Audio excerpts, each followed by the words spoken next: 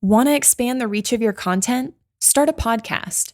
Feature industry experts on your show and leverage the influence and reach of your guests to grow your brand. Learn more at sweetfishmedia.com. You're listening to B2B Growth, a daily podcast for B2B leaders. We've interviewed names you've probably heard before, like Gary Vaynerchuk and Simon Sinek, but you've probably never heard from the majority of our guests. That's because the bulk of our interviews aren't with professional speakers and authors. Most of our guests are in the trenches leading sales and marketing teams. They're implementing strategy. They're experimenting with tactics. They're building the fastest growing B2B companies in the world. My name is James Carberry. I'm the founder of Sweetfish Media, a podcast agency for B2B brands, and I'm also one of the co-hosts of this show. When we're not interviewing sales and marketing leaders, you'll hear stories from behind the scenes of our own business. We'll share the ups and downs of our journey as we attempt to take over the world. Just kidding. Well, maybe. Let's get into the show.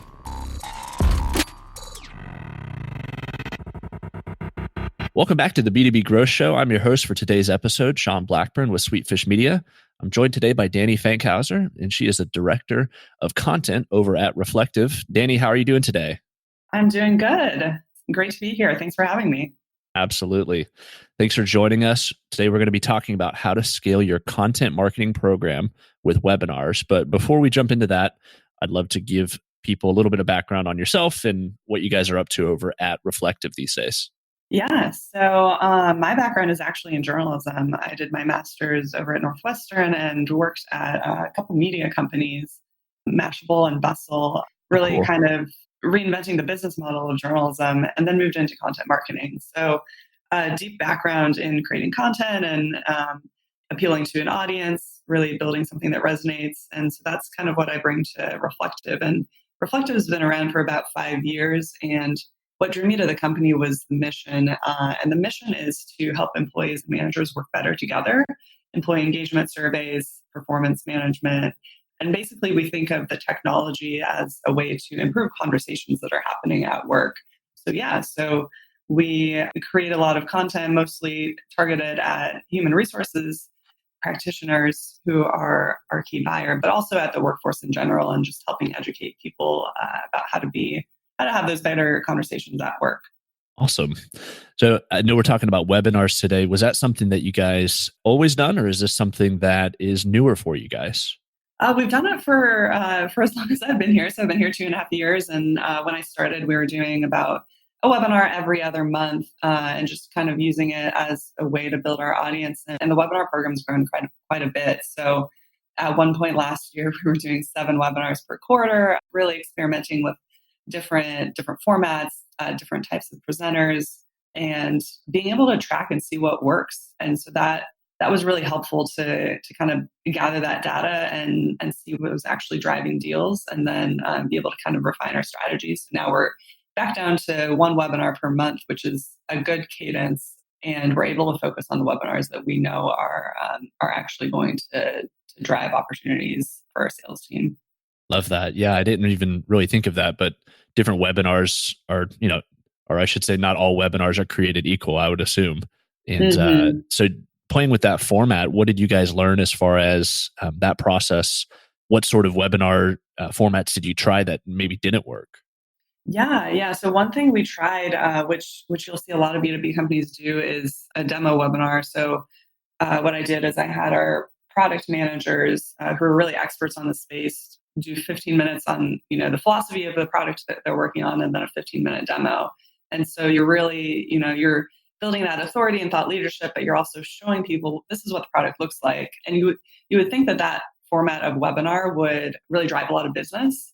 And it's surprising that it actually didn't. I mean, they had decent amount of registrations, like all our webinars do, promoted in a very similar way. But what we found is that what really works with our audience are these great hour-long thought leadership webinars with a well-known speaker. So someone who's, as much as people at our company are experts, having a name outside our company draws people in. And because of the product we're trying to sell it's new, it's innovative, it's something when companies buy it, they're changing their entire process. They're changing the way employees give feedback at work. And so it's a pretty serious product to buy. And so having that authority and thought leadership and best practices is what works really well. Once people see the product, they like it. But for our webinars, what works really well is really talking about the philosophy around it. Interesting. Yeah, that's interesting that would convert better. So that's cool that you guys figured that out. Yeah. As far as webinars going, yeah, I know that you had mentioned kind of building relationships with influencers in your space. Maybe speak to that. Yeah. So before we ever had an official partnerships program, our webinar program was our unofficial partnership. So like I said, when companies buy our products, they have to completely change their process, not just for the HR admin who's buying it, but really for the entire company. And so category of partners that has worked really well for us are actually people who do some sort of management or leadership coaching. So there's a couple different companies in the space who do this, who will partner with us on webinars. And that's kind of our starting point where we'll say, hey, like we have some of the same customers, we're reaching a similar type of company. Do you want to do a webinar with us? And, it's great for them because they're getting their name out into our audience. And so we'll do the webinar. And then from there, we'll decide, do we want to do an event series together? Do we want to hire them for something else and, create a deeper, more official partnership. So it's been a really great way for us to kind of get the network effects of, a company in the space that aligns well with what we do. That's awesome. So you guys kind of use the webinar as kind of the starting point for relationship with influencers. Yeah. Love that. Hey guys. Chances are you're running SEO, PPC, social, email, and other digital channels. So why aren't we spending the same time and attention on our highest converting channel, referrals? We all say we value word of mouth because we know it brings our best leads that end up being our best customers. But most of us aren't using referrals as an active marketing channel. Enter the definitive guide to referral marketing from our friends over at Ambassador. To get your free copy, head over to getambassador.com/growth. You'll learn best practices, tips, and strategies to generate positive and organic word of mouth by building your own scalable referral program. Learn from the world's leading referral company, Ambassador, trusted by leading marketers at HubSpot, Zillow, and Gong.io to build and scale their word of mouth programs. Again, go get your free copy of the definitive guide to referral marketing at getambassador.com/growth. And if you want to talk to their experts there, just drop them a note. All right, let's get back into the show. You mentioned also in your notes that we've gone over, sourcing content for blog posts from webinars. How is it that you guys have structured that? Yeah. So one of my big challenges here early on was that I was the only person doing webinars, email, blog, social media. It was just everything. And so very early I said, okay, I have to figure out a way to be more efficient. And so I kind of used webinars as the anchor for all of our content.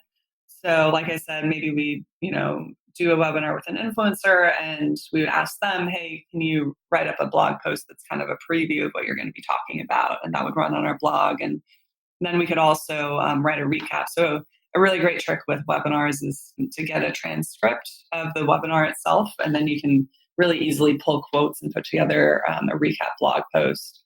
And then from there, you can also create email content. Obviously, you have the email invites going to the webinar. Right. A lot of your social media posts can be driven by this. And so really all of our content was kind of built off webinars, and the webinars are what were driving some original content.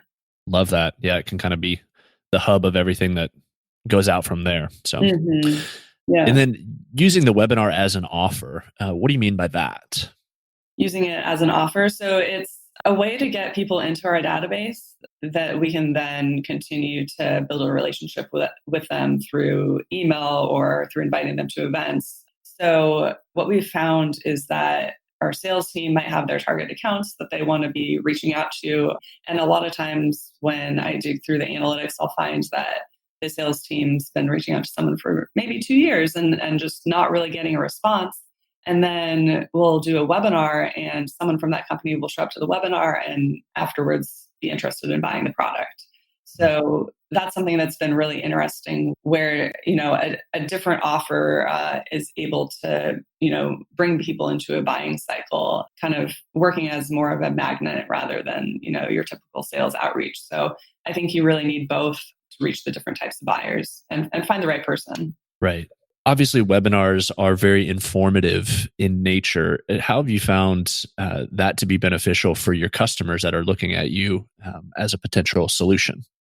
Yeah. So, and this goes into what I was saying about how adopting the product is a really big change for the organization. Even after people become customers, they're still looking for a lot of best practices. So the story doesn't stop there. And so a lot of our customers come to the webinars, and then once they've been successful, we like to actually feature them on webinars and talk about what they've learned and what's worked well for them. And I think what that does is it shows our customers and our prospects, hey, you're in good company. There's really talented chief human resources officers who are excited about using Reflektive. I love that. You guys are giving feedback and customer relationship, right back into the sales process and marketing process. So that's powerful, I would imagine, for people to be on the webinar seeing that. Yeah, absolutely. So this is a little bit off script, but we've all been on webinars that are just awful.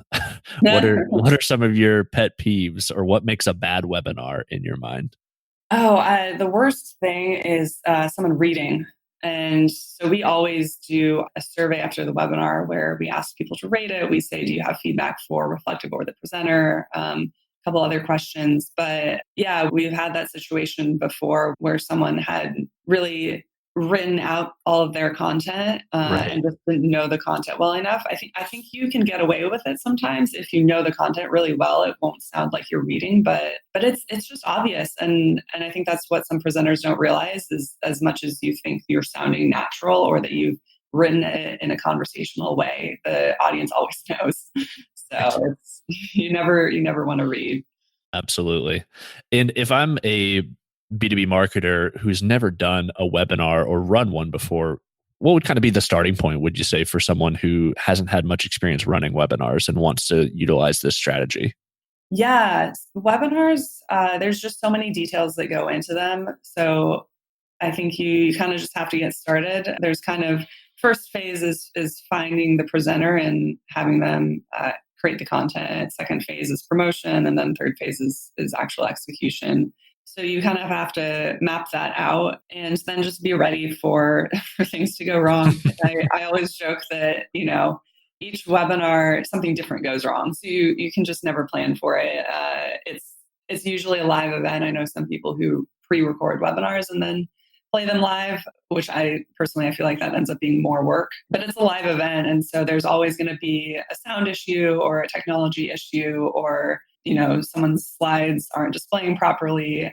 And so it's high risk, high reward. Right. Part of the exhilaration, right? Mm-hmm. Yeah. Love that. So any other tips or strategies that you would want to get in front of our audience about this subject? Let's see. I think just, finding the right presenter is really the most important part. And especially for someone who's just getting started, you can find people who are thought leaders who just do this all the time. And I think when you're just getting started, that can help a lot when you don't have to worry so much about what the content will be and just have someone have it ready to go. And then, all you really have to do is just execute the day of. So I think that's a great tip that would help someone get started with webinars. Yeah, absolutely. Being able to rely on someone who can do the content part, and then you can just focus on the nuts and bolts of the webinar itself. Yeah, totally. Well, great. Dani, this has been a great conversation, and I love the perspective on how you guys are utilizing your webinars to drive content marketing there at Reflektive. If anybody has, follow-up questions, if they're maybe wanting some advice, what's the best way to connect with you and where should they find you? Yeah, you can find me pretty much anywhere online, Dani Fankhauser. My email here is dani@reflektive.com. So definitely feel free to reach out. Always happy to talk about webinars and content marketing. So yeah, and thank you for having me, Sean. This is a great conversation. Absolutely. Thanks, Dani, for being part of the show. Really appreciate it. Digital marketing agencies have a tough job. You have to stay on top of the latest marketing strategies for your clients and your agency. What if there was a way you could address both at the same time? Imagine your agency putting out content with greater quality and quantity. Envision bringing your clients a turnkey solution for one of B2B marketing's fastest growing media strategies, podcasting. You know, all those clients asking for your help with their account-based marketing efforts? Picture being the first to bring them the idea of content-based networking, showing them the proven strategy for breaking into their most coveted accounts. Here's the concept. Sweetfish Media is looking to work with a limited number of innovative agencies interested in a new partnership model. We produce a podcast for your agency. You introduce the power of podcasting and Sweetfish services to your clients. Everybody wins. Learn more at sweetfishpartners.com.